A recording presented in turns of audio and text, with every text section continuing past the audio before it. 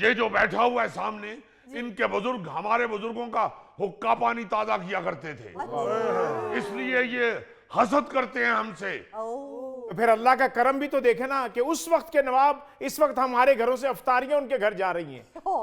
हमारी तो अम्मी बात वो कर जो करने वाली है, मैं तुम्हें बता दूं। बात मैं सही कह रहा हूँ, ईद का तीसरा दिन खराब मत करो। हमारी तो अम्मी इतनी अच्छी हैं, कहती हैं ये सालन खराब होने वाला, नवाबों को दे आओ।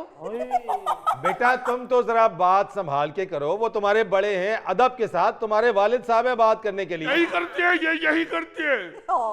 बासी सालन नहीं बेचते हैं नवाबों के घर।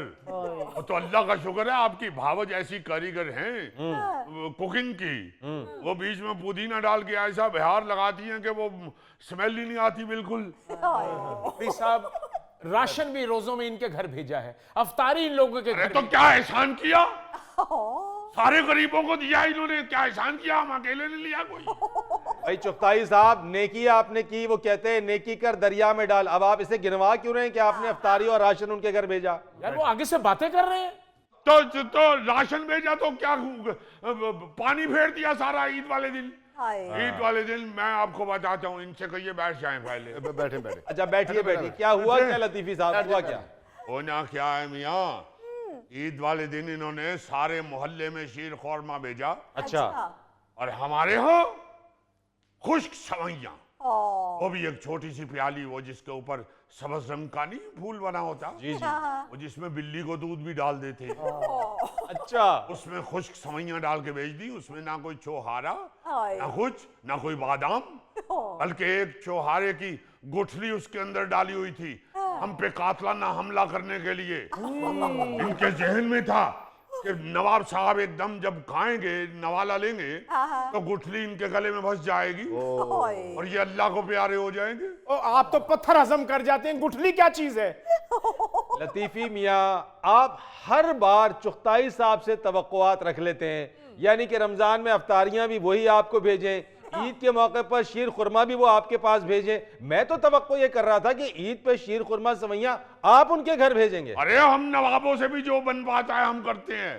पूछिए इनसे, बैठे हुए मुंह पे, इनसे पूछिए सबसे पहले ईद इनसे कौन मिला? हम मिले, हमने जाके गले लगाया। पूछिए। ठीक है, गले मिले और फिर मुझसे पूछते हैं कि फितराना किसको दिया है? वो तो इसलिए पूछा था कि गलत आदमी को फितराना दे दी तो वो फिर सवाब नहीं होता। अच्छा, तो इसलिए पूछा कि भाई जिसका बनता है उसी को ही दिया है ना। ये बात तो इन्होंने बता दिया, हम खामोश हो गए, दे जो दिया। जब इन्होंने दे ही दिया तो फिर उसमें लड़ाई वाली कौन सी बात? लतीफी मियाँ, हमारे घर में भी खुश्क सवैयां भेजी थी, दूध हमने पल्ले से डाला था। झूठ मत बोलो, हमने हल्की सी खिड़की खोल के सारे मोहल्ले में जाते हुए हर चीज देखी है। आपके घर जो प्लेट आई थी उसके ऊपर हमने खुद अपनी आंखों से बादाम और छुहारा भी देखा है।